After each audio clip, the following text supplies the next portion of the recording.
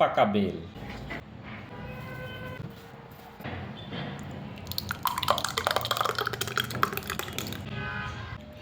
Dear viewers, এখানে দুইটা bell আছে।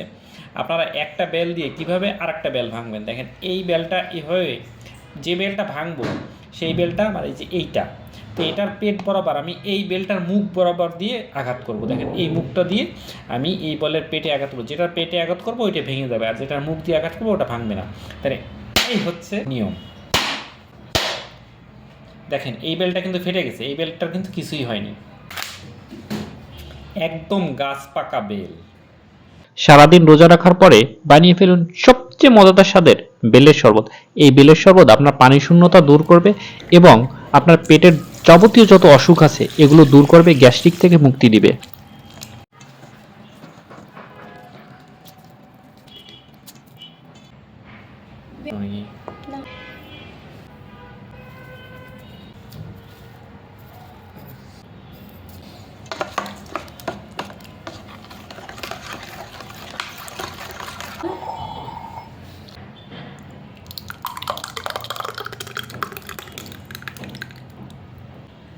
ইফতারিতে 1 গ্লাস বেলের শরবত।